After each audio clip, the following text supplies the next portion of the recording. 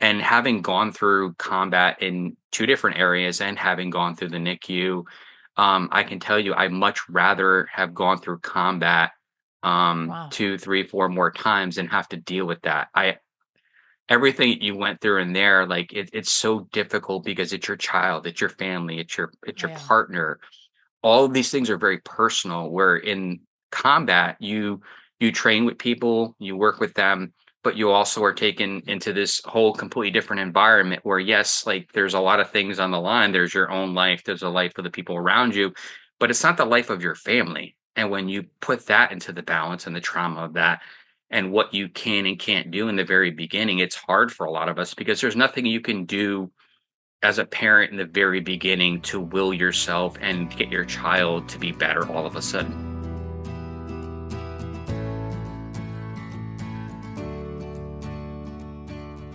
This is NICU Babies Parent Support with Kathryn Whitaker, a podcast from Hand to Hold, a national nonprofit that provides free personalized support, resources, and community before, during, and after a NICU stay.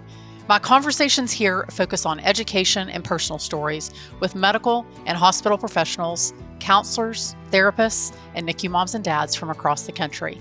Whether you're preparing for a NICU stay, you're currently there, or you're months and years past your stay, you belong here. The NICU is hard.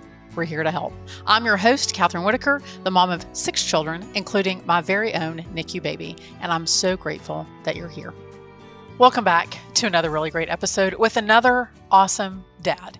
These episodes are giving me so many glimpses into pieces and parts of my husband's heart and mind that I was not expecting. I'm hopeful that for the man in your life that they are also giving you glimpses, but also I hope that you are sending this podcast to the men in your life that you're like, you need to hear this. And I hope that today's episode meets someone where they are, particularly a dad. So the dad that I have today has a 20-year plus career in the military. He's also the dad of a micro preemie, and he and his wife underwent IVF, a lot of failed rounds and one that stuck.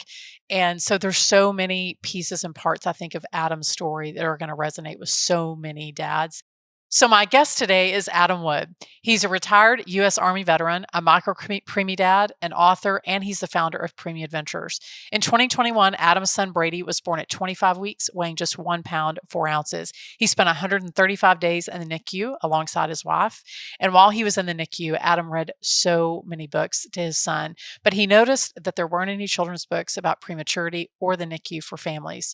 So in 2021, he solved that problem, and he wrote the children's book, Our Preemie Adventures, so that families could bond better with their children, whether they were in or out of the NICU. And then he partnered with a real-life neonatologist, Dr. Premfort, to write 2 more books together, Our Respiratory Adventure, a NICU Story, and a NICU Christmas Adventure. Those were the very first books ever co-written by a neonatologist and a preemie parent. Their books use humor, heartfelt words, and education to help support NICU families worldwide. And then in 2024, he released another book called Monster NICU. He uses his books, his social media, and his websites to support NICU families, and he works to share so many experiences so that they feel seen. His most recent focus has been on supporting dads, which is why he's here, and also helping to share their viewpoint of life both in and out of the NICU. He's currently a member of the NICU Parent Network, a family advisor on the Neonatal Research Network Community Engagement Board, and he served as a Family Voices advocate with Angel Eye Health. He has so much experience, so much wisdom. You're going to love him. So let me stop talking so that y'all can hear him. Let's get to it. Hey, Adam, thank you for joining the podcast. I'm really enjoying, by the way, this whole season is all about dads. So getting to talk to all the men has been a real delight, especially hearing your experience. So thanks for being here. Well, thank you for having me. I appreciate your time. Of course. Well, I'll be honest, I have a lot of questions for you. So I'm going to start with one that I think is maybe one of the things that makes you unique is that you have a 20 plus career in the military. Like you did stints post 9/11 in like Iraq, Afghanistan, Israel, so Yep. many places. So, is there a parallel between military and your NICU experience? Like, did you see any crossover and things that maybe you took or things that you learned in the military and you're like, well, this feels familiar. I feel like I can do the NICU. Yeah. There's a lot of parallels actually to the military and to the life in the NICU in and out, and just in general being a life. of preemie parent. A lot of it, when you first kind of get in there, you're just like when you're kind of going into a combat zone, and as you talked about I was in Afghanistan and Iraq. There's uncertainty. You're not sure what's Yep. going on. You're prepared to a lot degrees because you've been training, but you're also unprepared. You have no clue what is going to happen from day to day, and a lot of that in the very beginning for a lot of parents is very similar. You don't know what's going on. There are so many changes going on. There are lights and monitors going off and people in and out, and it's a triage of people trying to keep children alive. You have your doctors and Yeah. nurses, and that's very similar in the military. You have military hospitals that are keeping individuals and soldiers alive as you're having kind of these combat operations and things happening all over. So there's a lot of different things that are happening there that do parallel that. But then there's that piece where your training kicks in and all the things that you prepared for, and you start to become a little bit more regimented. And that's kind of what happens in the NICU a lot of times, those first few weeks, maybe It's that true. first month. But then it becomes kind of the norm, the day to day. You're coming in, you're scrubbing up, you're meeting with the care team, you're doing the rounds.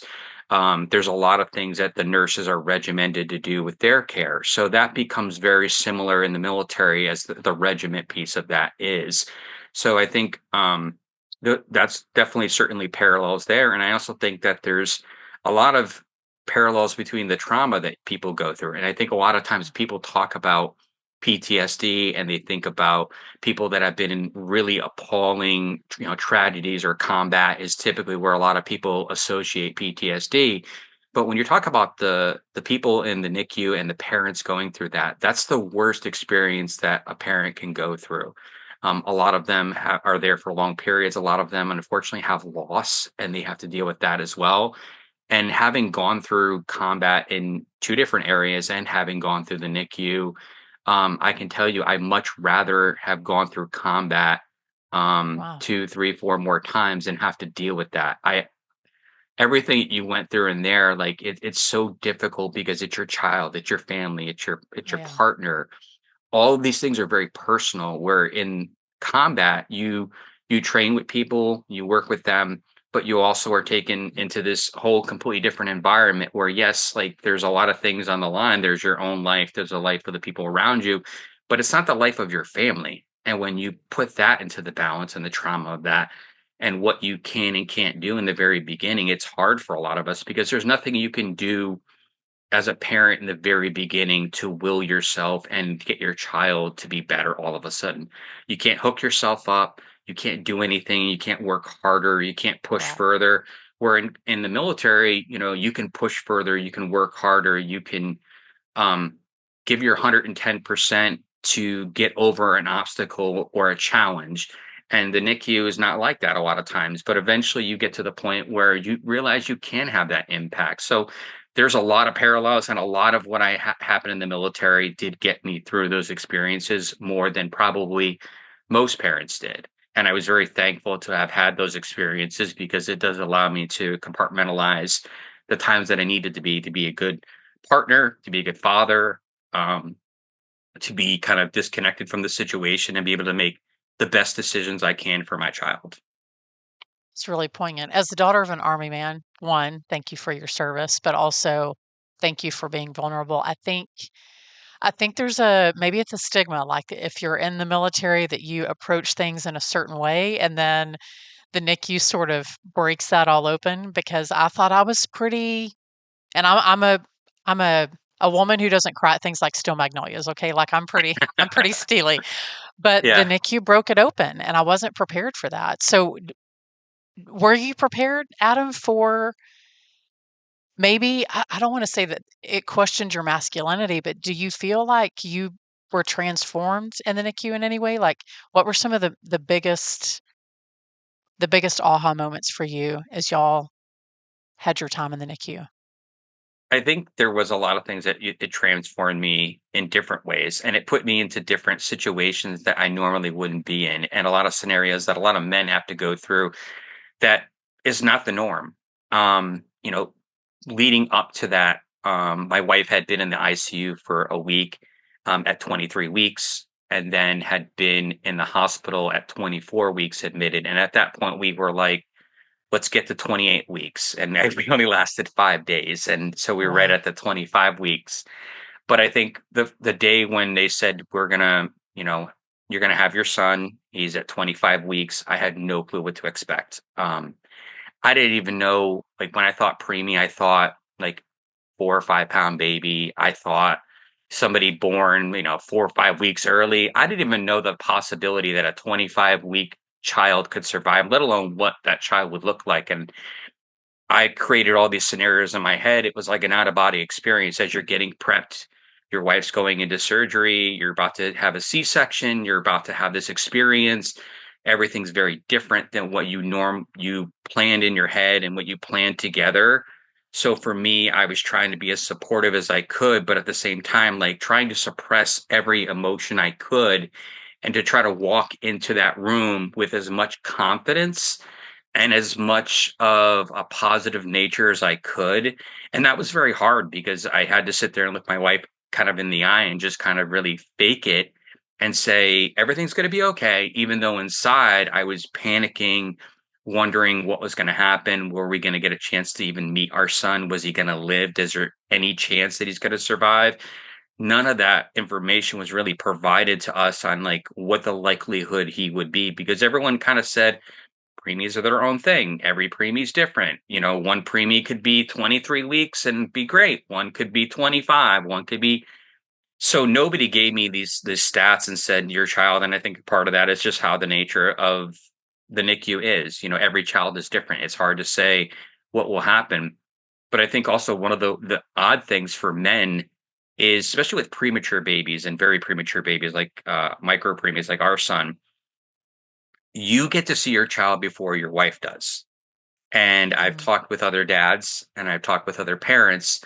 And in what world does the man get a chance to see the baby first? I And had for my never wife, thought about that. she was behind this curtain and Mhm. they're helping her. And I didn't hear his voice at all. I didn't hear him scream or cry. I'm listening for all these social cues and all these cues that I've seen in movies and read about in books. And I don't hear any of that. And I was able to go see him, because she was, getting sewn up, and I mean, she suffered from preeclampsia, so she was battling her own, mortality and life-threatening situations. And so for me, I felt guilt of going over and seeing him because she had already gone through 6 iterations of failed IVF up to this. She didn't get a chance to have a baby shower. We didn't get a chance to finish things like a lot of families do. So all of those things played into that. It was a very different situation. She was in and out of the hospital constantly. And so there was always that fear. And now I was going to get a chance to see him alive. And I didn't know if it could be for 5 minutes, 5 hours, what that would be. And so for me, I didn't want to go. And she told me, go be with him, be with our son. And the whole time I'm seeing him for the first time, I'm not there with her. So again, I'm seeing all of these things. I'm having to compartmentalize the wires, the alarms, everything they're trying to tell me.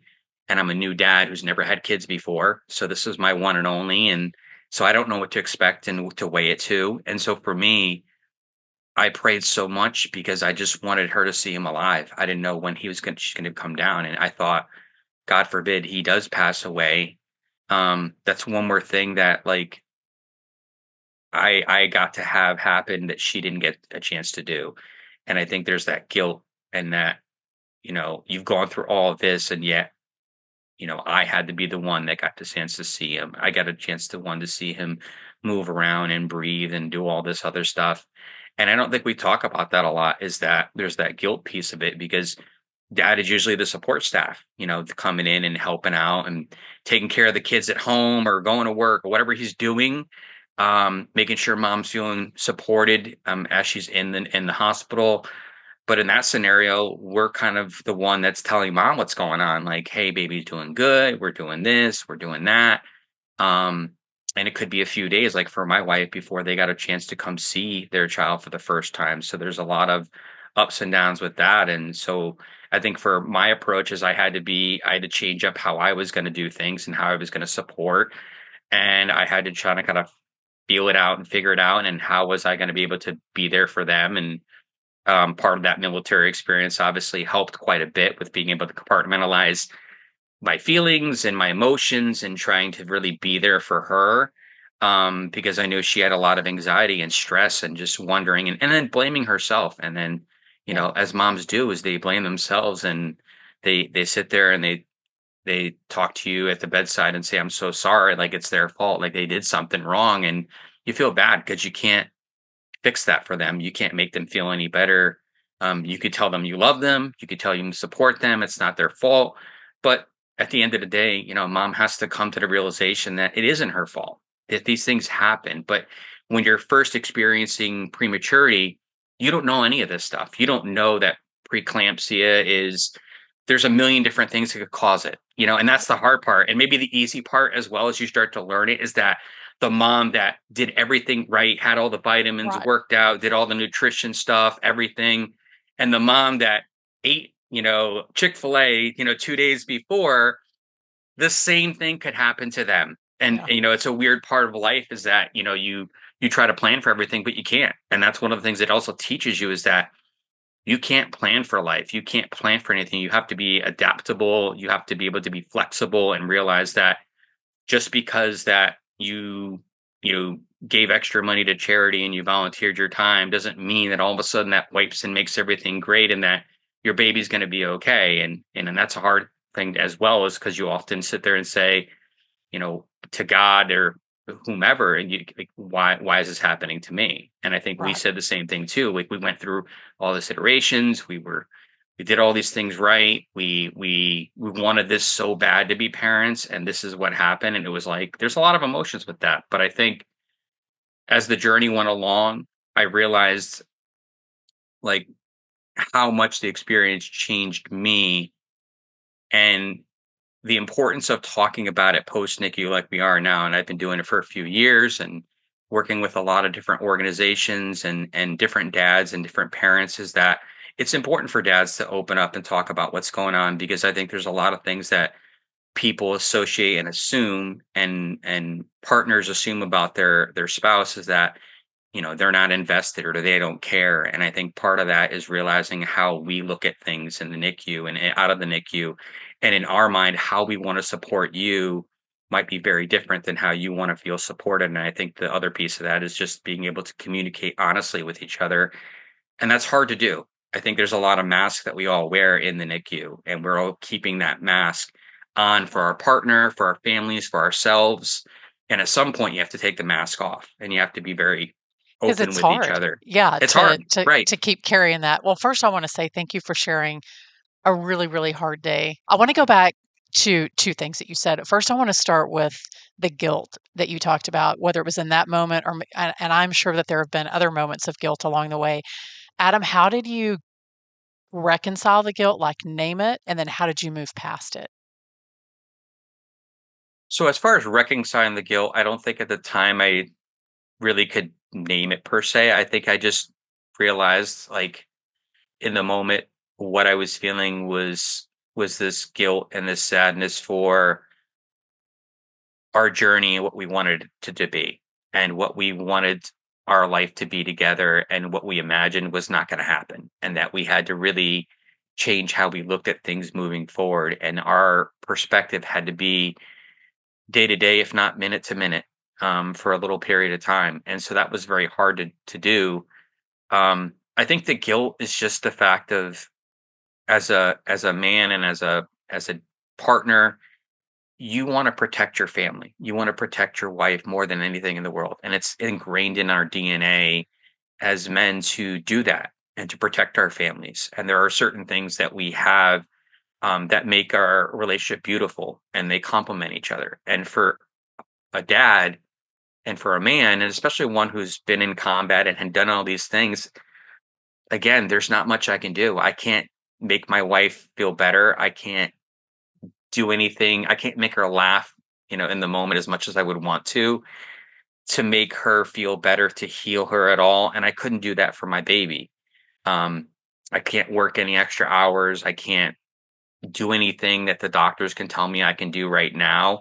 And I think that's you feel terrible and you feel useless a lot of times as a dad and as a husband, because right there you're kind of in this holding pattern of like sit by the side and watch everything, and it's almost like an out of body experience because you're kind of watching your family, everything that's happening around you, and you're just like, what do I do? How do I help? What can I do to support them? And then you really just have to kind of sit back and listen, and then realize that there are things that you can do. But in the very beginning, especially if you have very small baby like we did, you're so scared to touch them. You're so scared you're going to break them. There's a lot of things that you go through.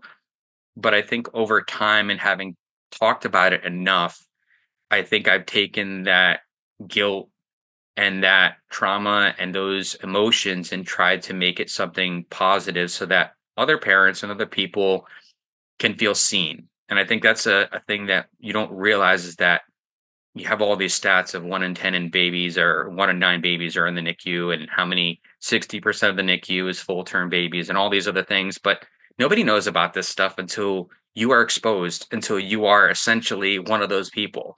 There's very few people out there that talk about it. And so it's important for you to be able to be open and honest and vulnerable and be real with people on everything you're feeling, because only then can the other person on the other side feel like they're not alone. And I think there's Yeah. a lot of things I've done with um, podcasts and writing books and other things, is that parents, I want them to feel seen and say, what emotion you're feeling as a dad, as a mom, as a parent is completely normal. We all have those emotions, and you're not a bad parent, or you're not guilty for having those feelings about, I wonder if they're going to survive. Will they survive? Like, we all feel that. And I think when you're in the NICU, you feel very alone because you don't talk to many people. There's maybe not be support systems that are in place to how to help you navigate that. Fortunately, there are ones in like your organization that are, but they're not everywhere. So it's great when you can have that, but it's not everywhere. So I think that a lot of what I've tried to do is try to take pain and make it purpose. And once that's Yeah. happened, it's allowed me to really no longer have that guilt and just have more of a passion for helping other families and helping other dads and helping them understand the hardest time in their life. Was actually the second thing that I was getting ready to ask you was, how did you, one, heal from your own story? Because I think we all have trauma that we get to take with us. That's our parting gift from the NICU that they give us. And then you have to figure out, how do you reconcile that? And then I guess the blessing of being on the other side, so it's been 16 years since we've been in the NICU, is that then you get to take all that experience and that healing, and you get to turn around and you get to help somebody else. So I would love for you to share with people, like, how did you process all of that, and how did you turn it into something that's been healing for you, but also incredibly helpful for not just dads, but for so many families? Well, I think for me, it was getting to a point where we felt like, and I think it takes different for everybody. We have that, Mhm. when do you feel normal? And you never quite ever feel normal. Yeah. Um, You just so find I your think new for space, I guess. Yeah, in your new norm. So for us, it was 2018 when he was born. So then COVID hit 2 years after that. So we were already secluded and doing the social distance before it was cool.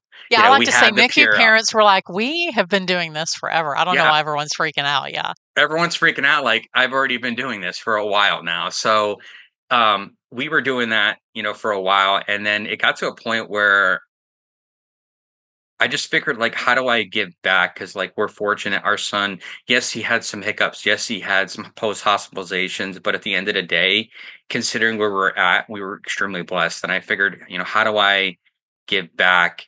So I started, kind of looking online and researching and trying to find stuff. Um, at first, I just really didn't know what to do. And then I realized one of the things I did that I bonded with my son so much was I read everything to him. This podcast is produced by Hand to Hold, a national nonprofit, but we're more than simply a podcast. Be sure to download our app in the App Store or Google Play, or visit our website to discover all the ways that we can support you as a NICU parent. Join one of our support groups, sign up for counseling, find loss and bereavement support, request a peer mentor, or check out our educational resources and family stories. And all of that is at no cost to you. we had a small library in our NICU, and we had books that were there. My mother-in-law brought a book every single day, a brand new one. She must have bought Barnes and Noble out, and we read and read and read. And I found that every time I read to him, everything looked great. His monitors are all positive, his stats were all great. And so I would read everything. I would read history books that I was reading. If I had like a book I was reading, I would read to him by his isolette. I would do whatever I could. And I realized that was such a positive impact that I had. So one of the things I did is, and I also noticed that like there wasn't at that point a lot of books about preemies. Like I would find stuff for medical journals or a book that paralleled animal or small baby or something, but like not quite the NICU. And I thought, well, how do I give back? And again, to the whole stereotype of being a military guy, like who writes, what do I do? And I started kind of writing. I created a little bit on social media. I started sharing thoughts from a parent's perspective with like preemie adventures and funny stuff as a dad. And humor is what really got me through the NICU. I mean, I used a lot Yeah, of no, that your memes to, are really good. Like, I yeah, look at those thank and I'm you. like, thank you for some levity there because we all need Yes. levity in a hard place. Yeah, so a lot of that was just I know I joked around with our care team a lot. They would come in, we would laugh a little bit. We would try to make light of a maybe not the worst day, but obviously like something that happened that was funny. So I started doing that, and then I said, maybe I want to write a book, but a book that is about for parents. I know you're going to be reading by the chair side. What would I want to share with you? What would I want to do? To help them celebrate the wins, celebrate the positives, celebrate their unique experience that no one else in the world realizes. So I self-published, I researched, and I had no clue how to write a book or put a book out. I did all this research during COVID. Found an illustrator, tried to explain to him what the NICU was with all these pictures and all of that, and he was like, "Okay." So I wrote Our Preemie Adventure, and so that really was the first and only book I planned to write. And it was really about the milestones and the funny journeys, and it was a nod to not only my family, our families in there. There's a lot of things that are unique to us that are in the book that make it very special, and the staff there as well are illustrated in the book. So a lot of the nurses and doctors that were there are illustrated that saved our son, and I thought this is a great way to help parents celebrate the little milestones, the first bath, the first, they come off CPAP, they do this, they do that. Things that like again, a normal person is going to pick up a book and be like, what does this even mean? But for you, like it's also a message about what I want to tell you as a parent that's out of the NICU and at these different phases, what message I want to give to you so that when you're reading to your little one, whether they're into the NICU or they're out of the NICU years later, positive messages of like hope and understanding that there is a light at the end of the tunnel. And so after that was out, I ended up just kind of working on other things, doing some podcasts, things like that. And then Dr. Premfort, who for a lot of people is the NICU doc on social media, he reached out to me and said, I got the book, and I want to help as well. I love to educate, but I don't know how to write books. And I said, well, neither do I. I'm just a newbie at this. So we ended up writing two books together. One was called Our Respiratory Adventure, a NICU Story, and one was called A NICU Christmas Adventure. And realizing that we wanted stories for families, specifically in the NICU. And so that one book became multiple. But one of the great things about writing the respiratory adventure one was that he got to educate parents in a very easy way on like what your child is going through and why we're giving them things like caffeine. What's this machine that seems scary? And it was allowed me to write the book from the parents' perspective too, how we see the NICU. When we see the oscillator come out, when we see CPAP, when we see you're talking steroids, what we're thinking, but in a kind of a funny way that makes a little bit light of the situation so that parents have kind of a wink and nod to like their experience. And it was funny as we're writing the book, he's like, is that how parents really think when this happens? I said, yeah. Yeah, I said, it is. like I was like, look at a lot of the stuff like from the memes and like reels and things I share in social media spawned into the books because people resonated and found it was like, oh my God. And they would share their stories. And I said, this is what parents go through every day. So for him, he got to change even how he was able to help parents as well in the NICU as he treated them. And then that book became, multiple books. And now I'm on, I just had my fifth book come out. So I've been writing books ever since. And so that experience of one traumatic situation has spawned into, again, 5 books now. Six I'm working on, working with organizations, advocacy, going to various events, speaking engagements, you know, creating the website to provide resources, because I also found like parents were always looking for resources. So like I would create that, and I'd find an organization, or I'd find a podcast, or I'd find whatever, and I would add it there because I felt like, you need to pay it forward and help parents when they're going through this traumatic thing, is like, where can I find this stuff and where can I get the help? So for me, it became a passion project, which became just something I was really passionate about. And the funny part is that my wife has absolutely nothing to do with any of it.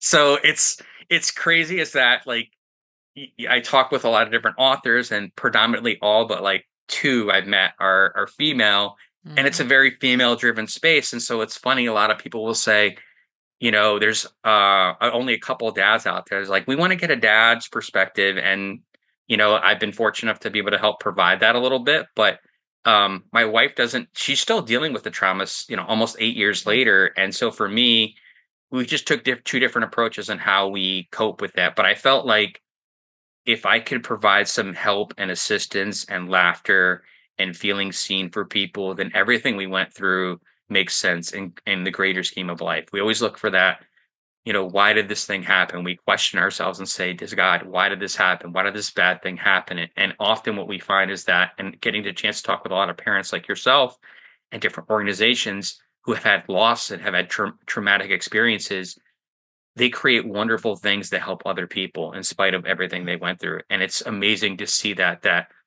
instead of just closing up or closing that chapter, they open up more chapters to help other people, and they pay it forward, and they honor their child, and they honor their experience in a way that is meaningful and impacts people more than they realize. And that's what I love about this community, is that it's a small community, pun intended, but it, at the same time, like, these people, you feel like you've gotten to know them, and you know them for years after spending 5 or 10 minutes talking with them, because Yeah. it's seamless on like what we share with each other, the insights, the unsaid things that don't have to be said, because we understand the experience that we went through. So that's been great for me, and I hope I can continue to do more and more of this, because it's something that really just fills my cup every day when I get a chance to talk about preemies and the NICU and our experiences, and give people hope, that are looking for that, because I didn't have that, 7 years ago. I was a parent searching for answers.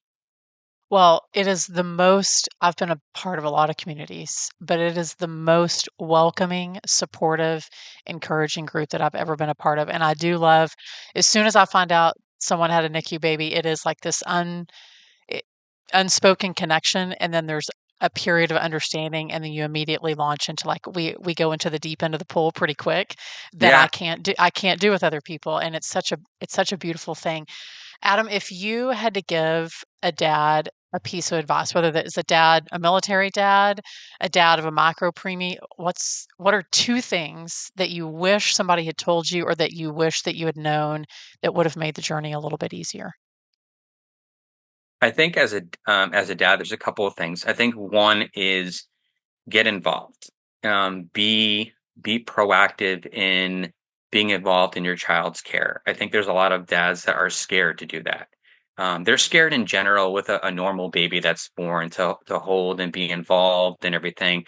But I found that the more that I got involved, the more I did skin to skin, the more that I was reading to him, or the more that I was involved in rounds, the more I felt like a parent, the more I felt like I was having a positive effect on my child. And at the end of the day, that's what we want. We want to have a positive effect on our family. And once we can figure that out, then I think we have that purpose. And for some dads also, it's leveraging what makes you you. For some dads, are very analytical, so they're data driven, and maybe that's them, is taking those rounds on, and mom can then for connect with baby, and mom, I'll take this, why don't you go, connect with baby and do skin to skin or do care. And the dad can ask all the questions because they're data driven, and that's where a lot of doctors tend to be. So doctors are data driven, so dads can kind of go back and forth and advocate for their care. Don't be afraid to advocate because you are a dad. I think a lot of Thank times you for we saying we that. take that default of, well, mom knows best, and And for the most part, moms definitely know a lot better than dads. But don't be afraid if you feel something in your heart to advocate for your baby. An example was when we were in the NICU, our son was getting ready to be discharged, and he had massive hernias, like a lot of boys do that are premature. Yeah. I remember the day before he had to get his G tube and his hernia fixed. I was watching the days leading up, and I felt him, and I watched the monitor. I know they tell us not to do that, but I could just feel like he wasn't ready, and they still wanted to go through with the surgery. And I said, listen, I've been with him every day, 10, 12 hours a day with my wife. I feel like something's wrong.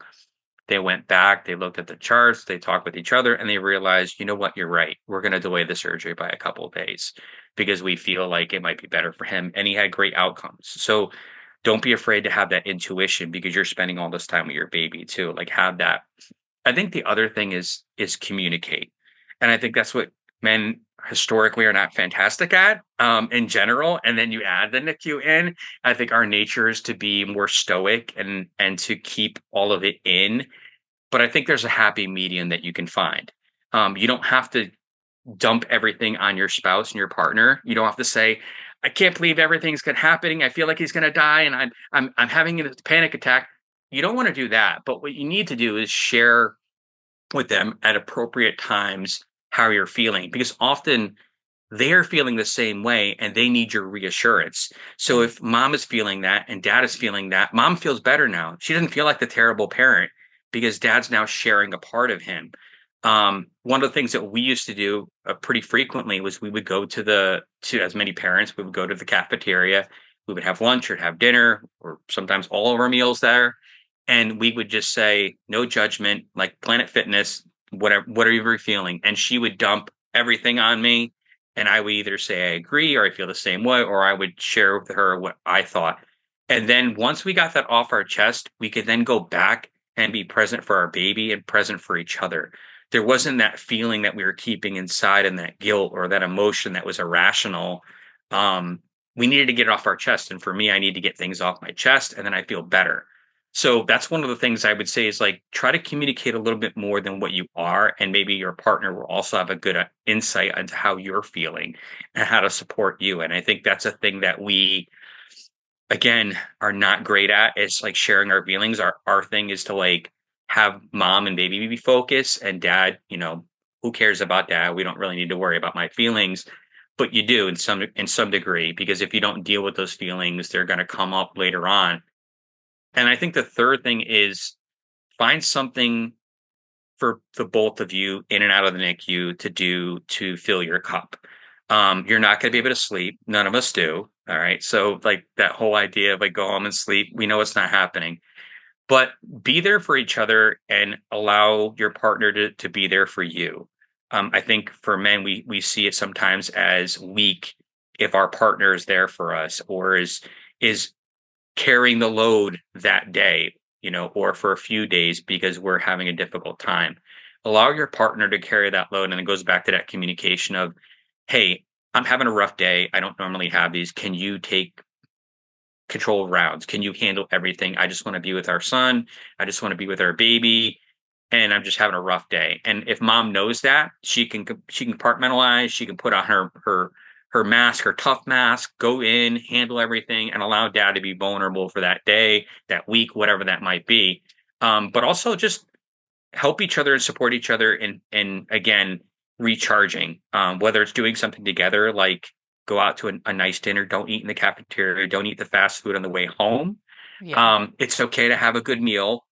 It's Yeah. nothing's going to change. It's not going to, all of a sudden you having a steak dinner and having a good meal is not going to change the outcome where your baby's in the NICU. Even though we Yes. get very superstitious and we think we have to punish ourselves by not getting any sleep, not eating, not exercising, not any of that stuff, it doesn't impact. In fact, it does the worst for us because our Yeah. bodies aren't ready to be there. So a lot of times I would take an hour when I get home or throughout the week. My wife would give me time to do something for me just so I could recharge. And then I would do the same thing for her, allow her to do something, get outside and handle everything.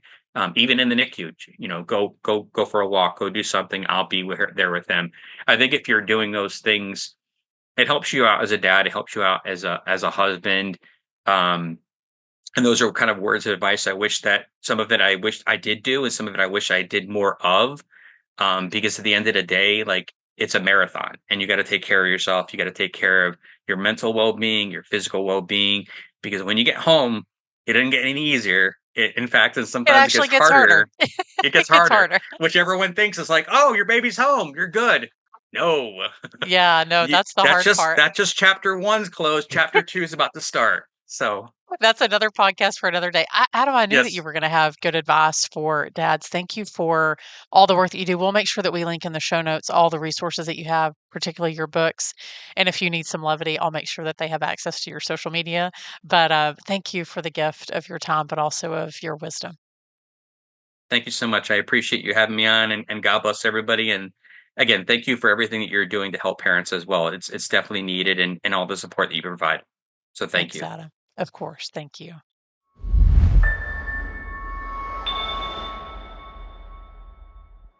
These dads, y'all, they have so much wisdom.